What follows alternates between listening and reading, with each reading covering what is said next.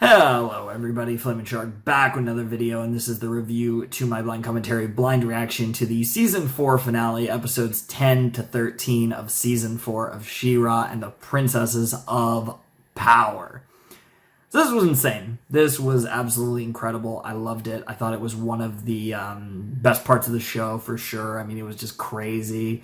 There were so many moving parts, and it was so interesting to see how all of them played out. The stuff with Scorpia, the stuff with Glimmer, the stuff with Adora, the stuff with Bo, the stuff with Catra, the stuff with Hordak, the stuff with Double Trouble. There's just so many people who had their own kind of role to play in this finale. We obviously got a big reveal of someone who was alive, actually, that was not dead, in fact, which was very interesting to find out. And it was really just a lot of insanity all around. And it was kind of what I was expecting in regards to just the pure, like, wild nature of these last few episodes of Season 4. And we also got the ending I was expecting. Now, my whole thing was, I'm pretty sure I know who we're ending the season on, but how we get there is the problem. Like, I was pretty confident the season was going to end with Horde Prime's arrival, in a sense, which it did, but how we got there was the story, and that was certainly very interesting. There was a lot in there, but obviously, you kind of had the well, okay, I'll get into it in a second, but obviously, or maybe I won't, but I did just finish watching it. I actually recorded the JoJo, then the She-Ra on the same night, and now I'm ironically, right after finishing the She-Ra video, I'm recording the She-Ra review, and then I'll do the JoJo review after, or maybe not even tonight, but I think I will just get it done to have it done. This will be going up on the 21st. This will be going up on Sunday, which is normally ReZero Day. I didn't get to ReZero, so I'm gonna do 2 episodes next time around. So that's what's going on there. I've already posted that probably in the Discord and on the community post. So yeah, at least through there, you guys will know that that's why this video is She-Ra, and I'll probably also have it in the comments that that's why this isn't ReZero. You know, because ReZero's sus with blocks, so you know, it's not really, yeah, it's a bit of a sus, so I can't just do it last second and then get it up, but I can get it up, and you know, if it's that weird thing where it's like, it's gonna be, I can get it up on YouTube, no problem, but it goes through its block things, and it's annoying, but in the long run, it's so much more convenient, because once it's done with that, then it's just up, and it's so much easier for you guys. It's also preferable for me as well, so you know, that's why I go through it. But it's a little bit of a hassle, but we're almost done with the season, and then once season 2 is over, we won't have to worry about that for probably at least a year, if not longer, because God knows when we'll get season 3. But regardless, that's the deal with ReZero. That's why I'm posting She-Ra today. Attack on Titan should still be tomorrow, and then JoJo should be on Tuesday, because I also recorded that. JoJo's 4 to 6 is also recorded, so that's cool.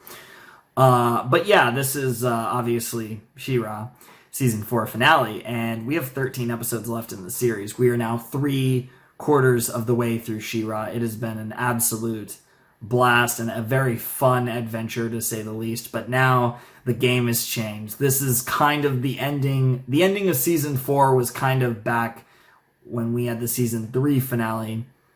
I kind of expected the end of Season 3 to be what the end of Season 4 would end up being, which is the episode, the finale that changes the show, that changes everything about the status quo, that changes really everything. And this finale did, you know, whether it was the destruction of the sword, She-Ra's sword, or whether it was the arrival of Horde Prime and our arrival in the main universe, or the wider universe, whatever, I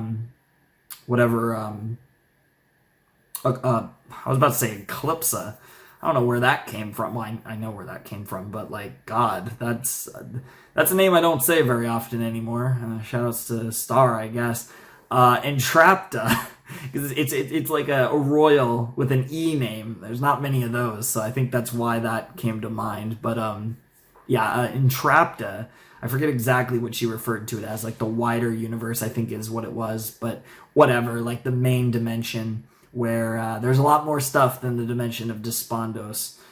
So that's really cool, and also bad because that means Horde Prime, as well as the rest of the universe, is aware of your existence now. You don't just kind of exist in this special bubble. You exist with the rest of the universe, and it's really interesting to see how that's going to play out, because Horde Prime sucked up Hordak, as well as Catra and Glimmer. So the three of them are all there. Hordak gets mind wiped almost right away, and then Catra and Glimmer sauce happens there. I'm skipping way ahead because there's so much that happened with Catra and her sauce, with Scorpion. Her sauce, Glimmer, is just amazing. I love her character, but also Glimmer and Adoran Bo have a conflict that's like really hard to pick a side, because it's like you're really stuck in the middle. Like, I feel like for a lot of their conflicts, I've kind of been on Glimmer's side, but this one was like so hard to pick a side, because it's like, no, but yes, but no. Like, it's just, that one was rough.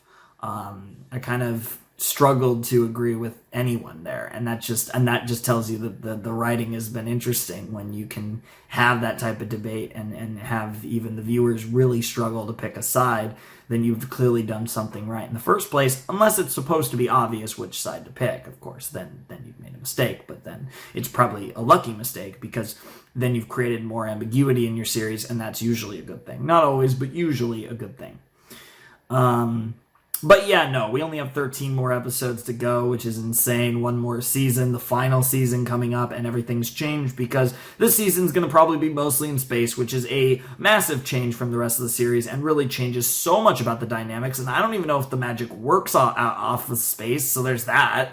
Like, there's just so much going on. Like, I don't even know, like, how the hell are they going to do any of this? It's going to be so interesting. Like, that's the thing. They literally have one spaceship.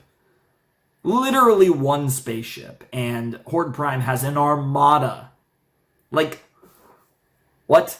I mean, maybe they could find some allies. Maybe this can be a little bit like a Voltron situation. They could find some allies, but like, that's the other thing though. There's only 13 episodes, and I get that that's a whole season, but like,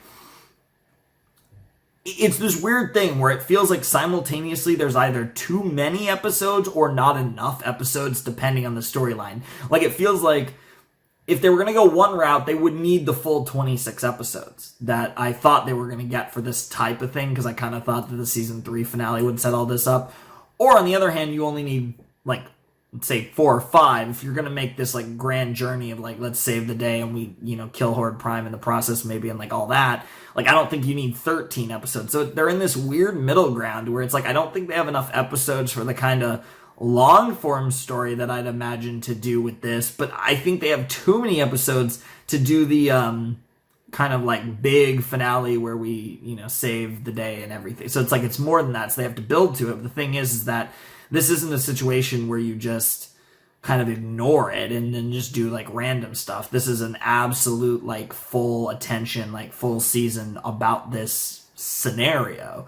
So I don't know how they're going to write this. I don't know how they're going to do this, but I'm so curious to see it, because I'm just really interested in it. I think it's going to be really interesting to see what they come up with for this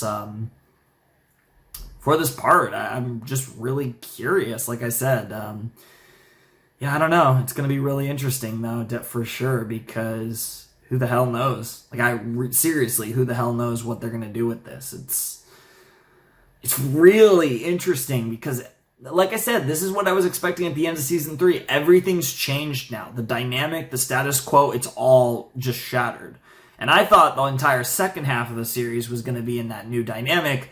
I was wrong there, but it is the final season, so I got half of what I wanted originally. But season 4 was fantastic, so I still really enjoyed it. But it feels like, to me, that there should be 26 episodes left. So that's where it's weird to me. Like I could, 13 just seems a little, for the pacing that the show has done so far, 13 does not seem like enough. But I tend to have faith that they're going to pull this off, and it's going to be an amazing final season. The ending's going to be great. I don't really hear anyone saying necessarily that much of bad stuff about the ending. I think most people do enjoy the ending of the series. Obviously, the ending is one of the most important parts, and I hope the ending delivers, and I think it will. But you never know. It's always hard, because even if a show's really good, that doesn't mean that the ending's going to be good, because it's very hard to end a series. It's one of the most important parts. One of the first things you hopefully come up with for your series. You come up with the beginning, you come up with the ending, and then you kind of figure out, okay, what's the most logical way to go from point A to point B, right? And make it all make sense and interwoven and everything. And that's why one of the first things you need to come up with if you're trying to write a story is how it's going to end. And that's not how everyone writes their story, but like I've always, in writing stories, I always think conceptually. I think of, the characters. I think of what's the point of my story. I think, how does this story begin? How does this story end? And how do we fill up the rest of the time to make it all make sense and make it enjoyable? So I always come at concepts like writing where the ending is one of the first things I try to come up with, so that I have because it gives you a goal to work towards. It gives you a vision, so you have an idea of, how do I get to this point? How do I want my story to end up at this point? Because if you're just writing and you have an idea for a story, but you don't have an idea for the finish, you're writing and that's cool, but eventually you get to the point where you don't necessarily know what you're doing. And I know that isn't the case. I know there's probably brilliant writers who don't use that template that I think is just the smartest way to write. But it is just one of those things where it's I feel like if you don't have a strong vision of how you want your series, your book, your movie, or whatever to end, then you can easily get lost and it can get murky. And then there's always the problem of, while you're writing it, what if you still can't come up with the ending, of course? And that's a problem that I know some authors run into, or some writers run into. So that's just one of those things. It's a little, I get it with shows, it can be a little weird because you don't necessarily know if you're going to get renewed and all that. And it's a little different with shows. Certainly compared to that. But I think even with shows, you should have the envision of this is the way I want to do it if I get my full time and all that, I guess is the best way to put it. You guys get what I'm saying. I'm kind of rambling. I'm not going to go on any longer. Links are down below in the description to Megan Breach. I have not used BitChute in a little while because BitChute is very annoying for me. And just uploading videos, that's such a hassle, but you guys know what's up. But what I will say is that the links are down below as well to my Discord, Twitter, Mail, and Patreon. I'm going to note Patreon because Western animated series that replaces Teen Titans in 2-ish months. It's going to be a while, but that poll's going on in the month of February, so don't have much time if you want to try and vote for that. You got about a week, and that's going to be a Western. So I think it's extra important for me to mention it when I'm doing a Western animated show. This is the other slot. This is going to be replaced by Owl House when I finish this, but that Teen Titans slot is up for polls. So if you guys want to check that out, then you know where to go. Patreon. If you don't want to check that out, then you can just like the video and eat a sandwich, I guess. Maybe have some Coke. It's an idea. Anywho, Flamin' Shark signing out. Hope you guys have a wonderful, fantastical day, and I will see you next time with another video. Thanks for watching. Peace.